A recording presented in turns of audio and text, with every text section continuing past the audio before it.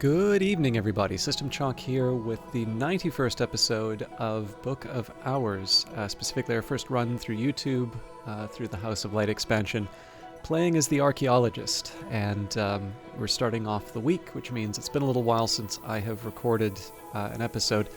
And I will confess, I've been feeling a little woozy. I haven't been sleeping all that well the last couple of days, but I'm going to try and not let that seep into the recording. So, if I recall correctly, a couple of these were more or less sacrifices because I couldn't get through the day. Actually, if I recall correctly, we think we answered Douglas's questions about the God in the Wood. I remember that's the one where he kind of complains about the way people are responding to, or about the condescending Greek explanation. So I believe we were going to go straight into the salon. So 1, 2, 3, 4, 5. 1, 2, 3, 4, 5. Yeah. We were also going to try and find something for Andarian Lapidary, but of course, so much of what I will be doing is going to be determined by the skills that I get over the course of the salon. So we can't really start it until lunch. I do like going for the extra one during the day, or in the afternoon rather. Now I presumably kept the intuition for a reason. What I think I'm going to do though, just to save myself the trouble, so we'll do manual labor at the Sweet Bones. We don't necessarily have to do anything with our health during the salon. We will go to the post office and invite everyone right away. So, post office, patience, thus the mountain awaits the fall of the snow, thus Monday awaits the death of the weekend, thus the postmistress waits for me to purchase the necessary stamp. Stamp, envelope, send. So, regardless of what the weather is, we're going to be hosting the salon. If we do wind up, yeah, so sunny isn't too big of a deal. If it was winter, the worry would be that we have snowfall, in which case I would probably want to try and get Mr. Kill to help out with something, but we're in a funny place where I can probably, even without bringing in one of the regular villagers, other than, what I mean by this is one of the villagers I would hire, because I pretty regularly bring in Denzel. But even without bringing in a specialist, let's say, I could probably open up a couple of rooms. But the question at the moment is that going to get me the thing that I value the most? Right now, I do actually value raising a few of my specific skills. Oh, that's right, I was going to restore my shaft as well, so I'll need to remember to do that. But yeah, so the invitations are out. We will have everybody here in about a minute, but of course, I'm going to want to handle the elements of the soul first. I could also probably try and commit a few of these things to the Tree of Wisdoms, but I've got some basics down, so unless it's whist, we should be okay. All right, so we'll start by restoring the shaft. It is summer. I am sitting on the bench outside the Sweet Bones, eating crumbly cheese and nettle wrappings and good black rye bread, soaking up the sun.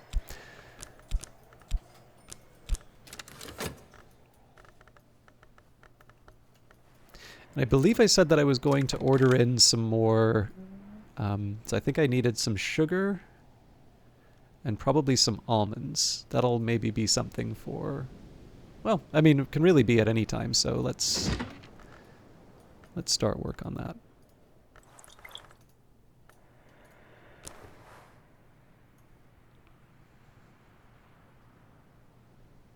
I'm tempted to order some dripping, although I think if we just get a little bit better at the beef, we should be able to handle it.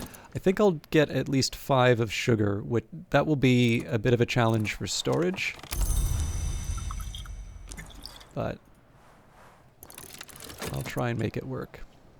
Also, if almonds are a TRN thing, I'm going to feel a little embarrassed. I should also make sure that I've got butter. Right now I've been okay, just kind of resting with what I currently have, but I should be I should probably try and keep on top of this, because there have been a couple of times I've wanted to make something for the salon that that I'm sort of running short on. So, all right, we've got 2 butter. Maybe I'll get 3 more there. And yeah, if I can bring in some almonds, that would be good, but that could be a TRN. All right, we've got Coquille, we've got Corso, we've got Douglas, we've got Peter, and we've got Serena. We'll organize them in a little bit, but it's not the afternoon yet, so. Okay, 1 more for the sugar. I'll refrain from the dripping for now.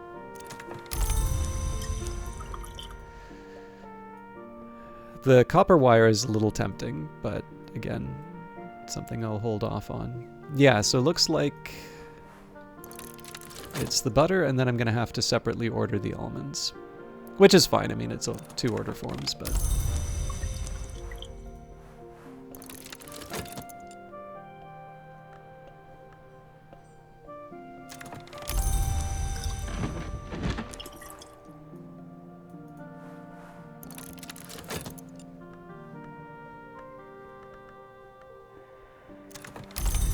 Alright, so that's ready to go with the post. I may want to consider bringing in some plums as well, but there's the almonds that I should have ordered. Maybe we'll do 5 of those as well. Yeah, so I've got 1 bowl of plum. I thought I had more than 1. Alright, let's maybe make, we'll get 2 more bowls of plums. It's probably spending a little more than I would want in a case like this, but I think I can make it work.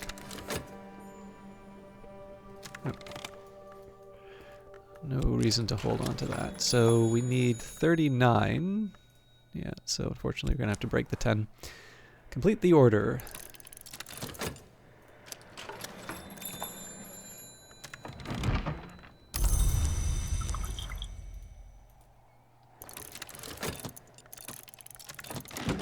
The postmistress signs and seals the order and places it in the place that stamped orders are properly placed. Wait 3 days, she commands.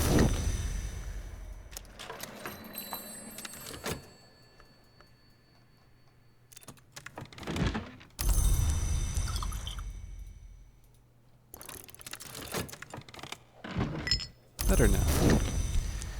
So I will try restoring the health here. Probably unnecessary, but I'm going to try and earn a bit of money during the salon, which always breaks up the conversation a bit, but I am ordering a bunch of stuff.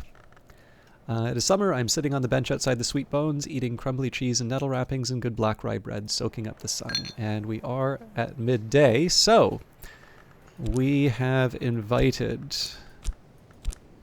Dr. Serena Blackwood, one-time librarian of Hush House, one-time librarian of the Invisible Serapeum in Alexandria, and currently what exactly? Serena is close-mouthed, but I know that she has worked with St. Ronwin Trust. Princess Coquille Emirajibi, artist, socialite, burglar, an unspeakably charming woman with a particular knack for getting adopted. D.I. Douglas Moore, detective illuminate of the Suppression Bureau, a stoic but weary fellow. His dearest wish is to move to Chingford and grow roses, but the buggers won't let him retire.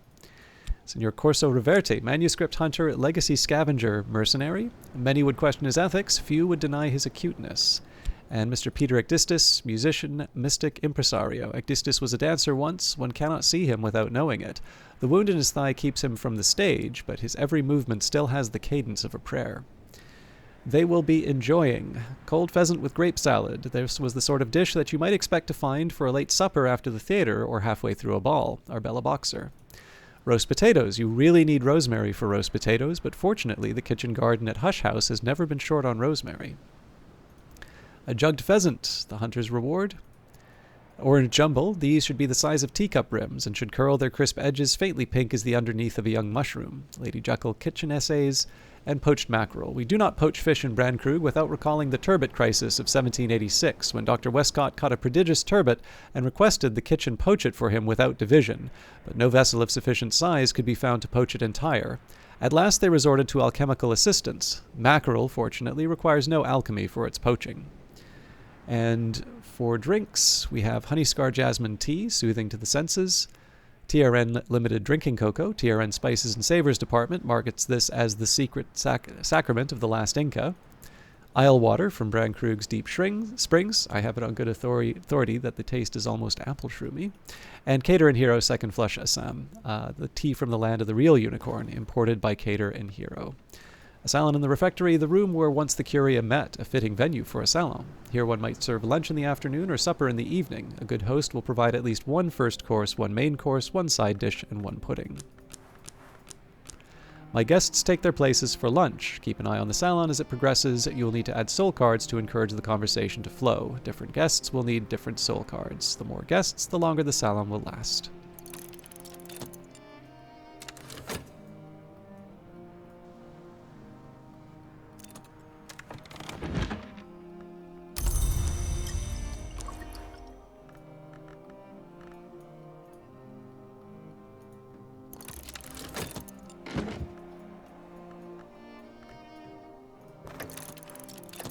A formal meal, lunch, and supper last longer than less formal salons, allowing you an extra interaction between your guests, plus 1 time remaining. So we should have one more order for the almonds.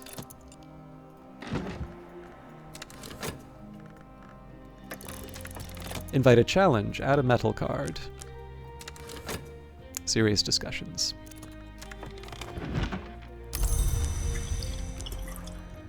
Okay, so because we're ordering from TRN, I don't think it would be a bad idea for me to order a replacement drinking cocoa. Order a packet of TRN Limited's Notorious Drinking Cocoa.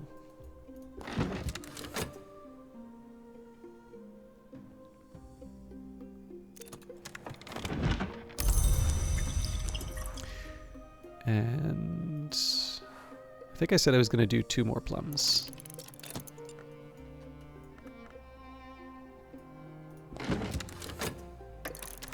Serena wants to contract Corso to obtain for her a long-rumored volume of Cal's poetry, supposedly a development of the themes In the Sky, the Soul, for reasons she is unwilling to share.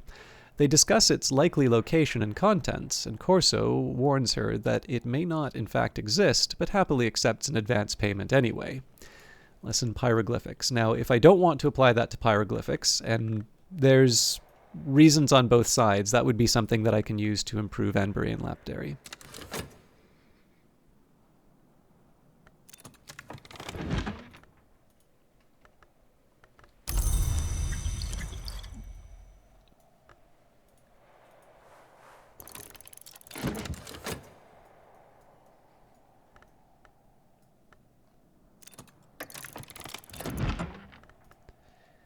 Okay, I think that's everything that I wanted from TRN, so we're going to need 45 for that. I still don't have it for the half crown, but we do have a crown now.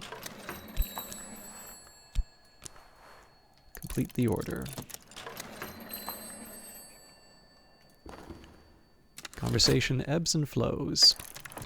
Raise a complex question, add a whist card. So this is a little dangerous for me because I only have the 1 whist, and it's at this point we've now demonstrated that my guests may be interested in whist in this case.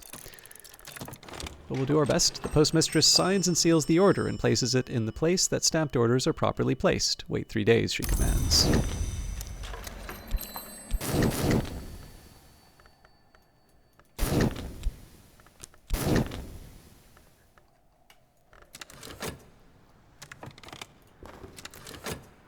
Be able to focus on the salon a little bit more. We'll have at least 1 more round with the sweet bones. Douglas and Ecdistis speak of the Ecdysis Club, where Ecdistis once worked, and which Douglas had a hand in closing down. Douglas is unrepentant, but also regretful. So I think that'll help me, because if I recall correctly... Oh, actually, if Drums and Dances was for a Macastry, we may not actually have that to a level 6. I should take a minute to reflect on that. If we don't put it to Drums and Dances, I think there's a very good argument for that going to Herbs and Infusions. Better now.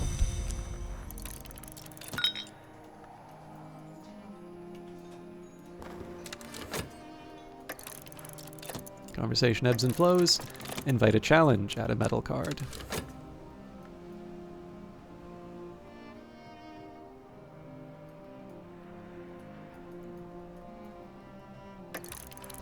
Serena and Douglas have discovered a shared passion for knitting. They show each other examples of their work. Douglas says absent-mindedly, "There's a prophecy among weavers of one who unwisely seeks to find the future."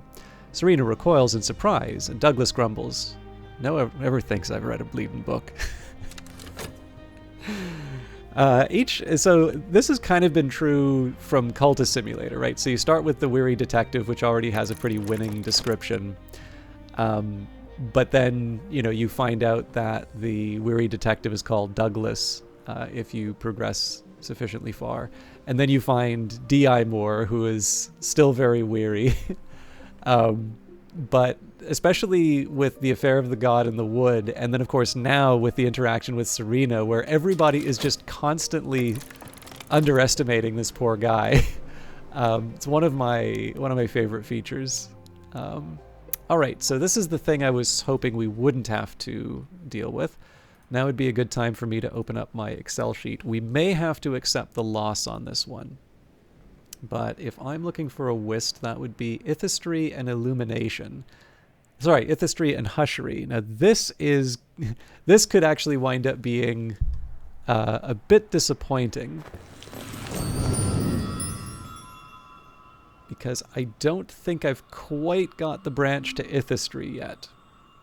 So it was going to be Doranwall in 4, and yeah, Anbury and Lapidary was going to be 5. We are quite literally one skill away from being able to commit that to where it needs to be, which means that I'm going to be short for my Ithistry. Now, Hushery was a similar case, so we wanted to start that at 5. In fact, because I don't have a path to it until I have Nyctodromy, I suspect what I'm going to have to do is Skolokosophy 5 to Nyctodromy 7, down to 4, and then back up to 5 here, or alternatively push up the Illumination. But either way, I imagine the simpler one is just to accept that life sometimes has disappointments and that I'm not going to be able to raise a complex question. That is a bit of a shame. So that's maybe pushing me slightly more towards using the Pyroglyphics lesson for Anbury and Lapidary, but we'll see. Oh, that's 2 whists.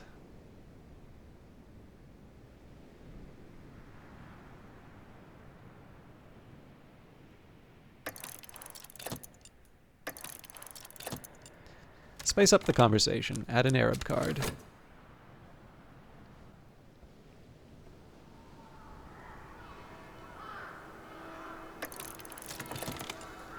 Coquille and Serena discuss the fabled paths of the sun through the Mansis, which were reserved for the undivided sun, speculating whether the sun's fission selves, like the wolf and the madrigad, now walk them.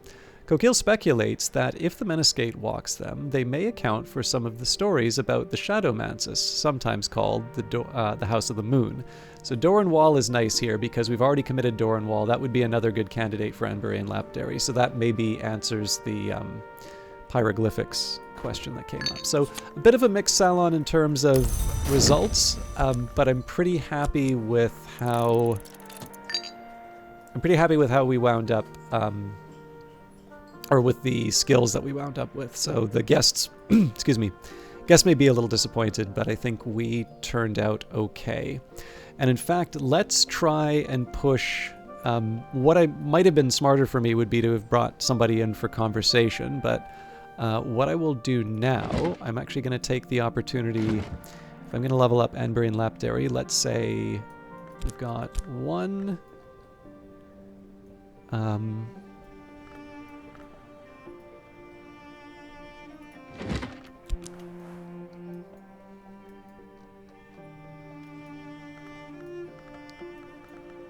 4 shouldn't be a problem. I'm trying to remember where we were with these. I think I'm just going to start from the start again. So that's 2 of 4.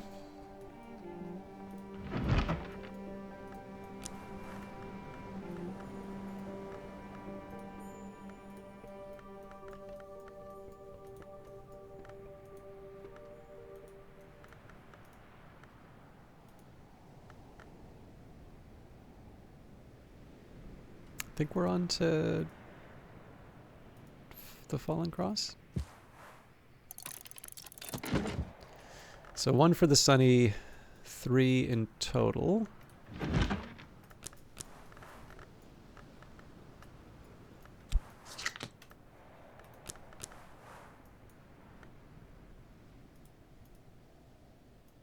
I think we've read all of these, so I'm going to do advice on containment again. Okay, so that should be sufficient to level up Anbury and Lapidary. Maybe worth thinking what I want to do with the remaining lesson. Okay, yes, actually. So drums and dances, I suppose the question comes down to whether or not I wanted to use it for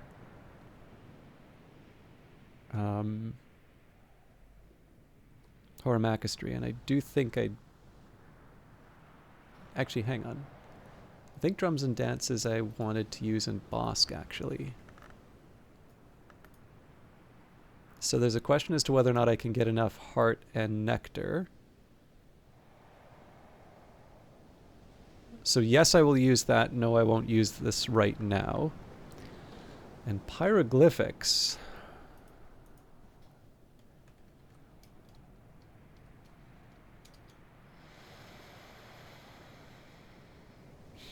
I think we'll just use that as is. So one of the ways I'm going to solve that problem, because we're sort of competing between Anbury and Lapidary and pyroglyphics, I'm thinking maybe what we do here is I'll bring in the sky stuff.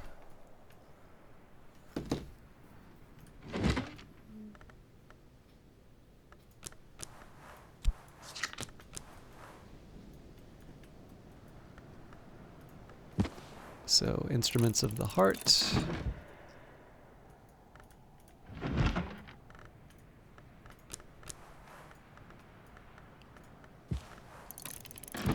The intimations of skin. And I guess it doesn't really matter. It would be a storm or a solace. Okay. Let's also try and take advantage of some spare time. I feel like on Salon days I always wind up underestimating what I can actually do. So here, let's use Eggs of Containment.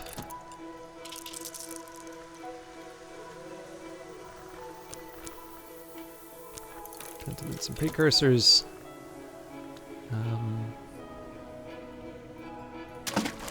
Suppose I can drop some water.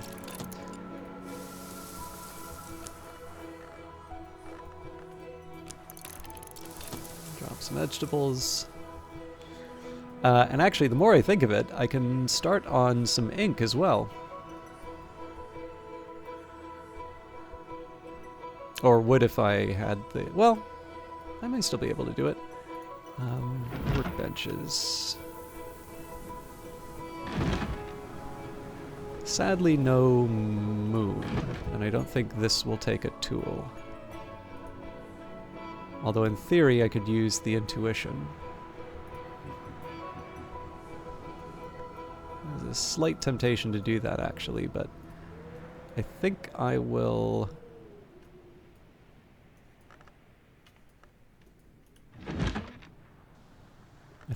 settle for...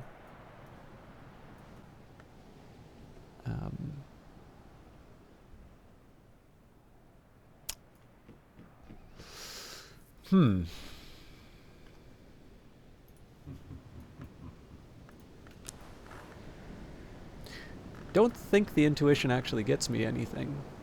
So I will go for Edicts Inviolable. Use the intuition here. Brew an ink that will ward off worms, though only the least of their kind. So, Anbury and Lapidary, pyroglyphics.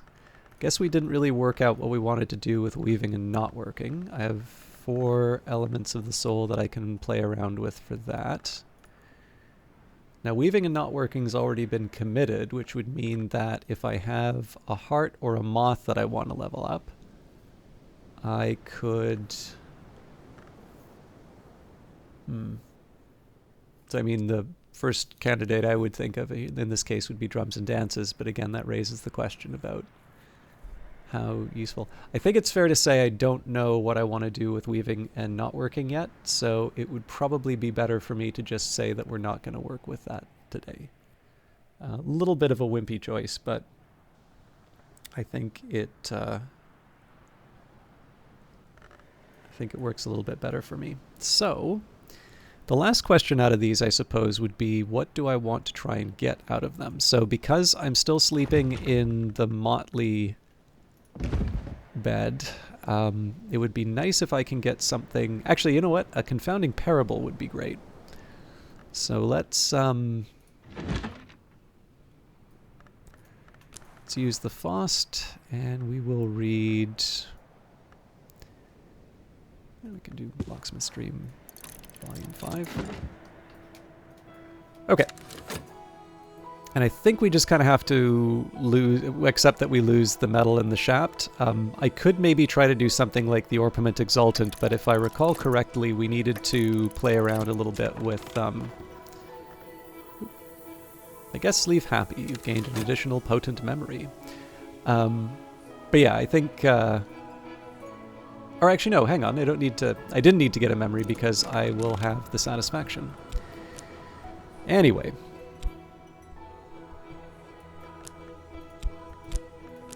So there's pyroglyphics.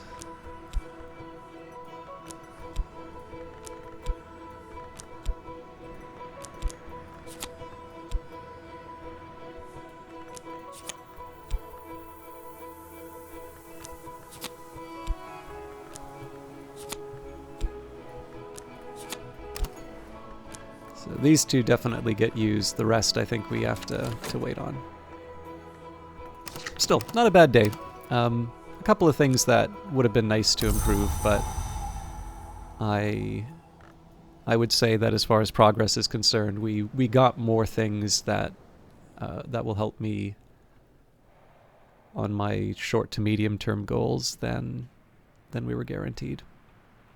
One of the big ones is just really opening up more branches of the Tree of Wisdom, so that's going to be one that I put a little bit more attention into, and that's one of the reasons why I was pretty excited about the Doran Wall.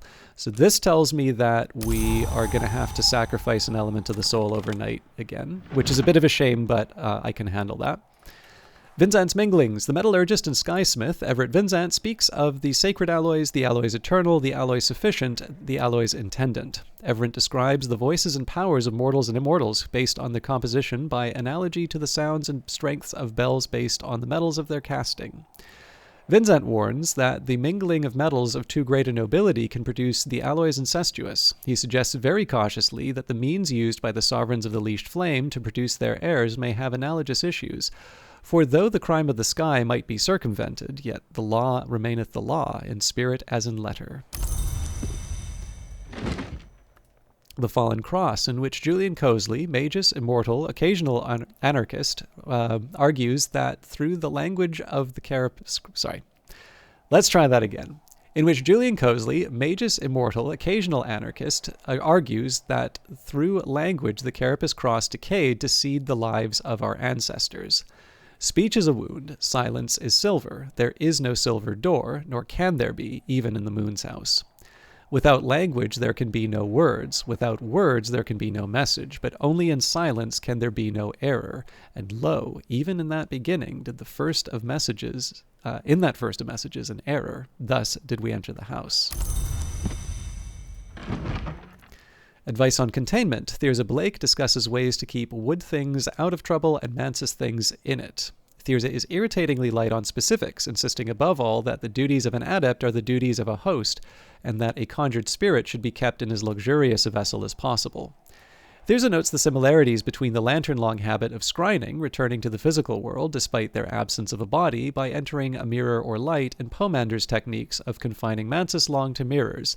She wonders whether Pomander himself might be lured to visit Hush House if provided with a sufficiently alluring scrying.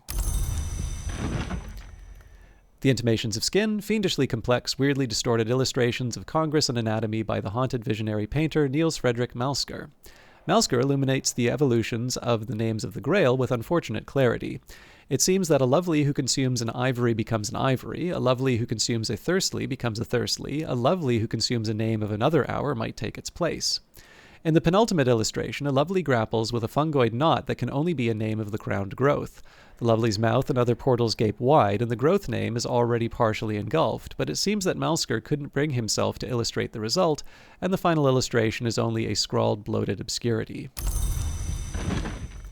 The Rose of Hypatia, a volume of collected teachings of the Sisterhood of the Knot, that arcane contemplative order that existed in all histories, but in some was very powerful indeed. This was recorded by Hypatia and dedicated to Saint Nympha. Saint Nympha is described as not born but cultivated, the sentience that became the saint. Hypatia indicates inhabited a sinner's corpse in order to enable that sinner's redemption. Not all dead enter the mansus by the winter door. Not all the dead enter the mansus at all. The Instruments of the Heart. Sister Isabel, then precentress of the Abbey Church of St. Brendan's, engages in dialogues with a heart-long of a kind called Duendrazon that has taken partial possession of her body. The Duendrazon, like all its kind, usually dwells in the mansus, but can enter the physical world by manifesting as music and take possession of a willing or semi-willing mortal who hears and loves that music, like Isabella. Isabella records her dreams of the High Mansus, where she is accorded the Duendrazon status and titles. In return, the Duendrazon enjoys what it calls Sejura, a welcome oblivion. Our mostly blessing is that we may never cease, except in Sejure. There is something more that Isabella refers to as the Sejura Magna, but she laments that her Duendrazon will not tell her exactly what that might be. Okay, we've got our Catwink.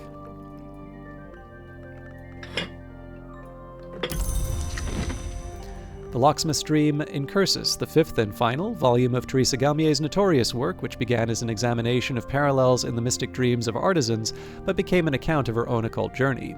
This volume was apparently never published, nor allegedly even written. Yet here it is. The law goes back all the way to stone. The keys cannot be held or owned. This had, I believe, the unexpected consequence that those outside the law may hold and own them, but even they cannot keep them. And of course, a key is no more physical than a spirit, but a spirit may be housed in a body, and I have touched a key with my own hands. So the Legions hold the keys. I had thought the Legions only old and powerful transgressors of the crime of the sky, but I begin to understand that the crime of the sky is more even than it seems, and why a twin, who unites what is not to be divided, might accept Elysian as her name. And manual labor, as they used to say in my youth, the day is done and so am I, but I've earned my pay. So, the last thing that we will do, maybe we'll start one at the end of the stream here, and then the second one we will do at the beginning of the next one. We will load up the skills that I want to level up, and then we will call it a night.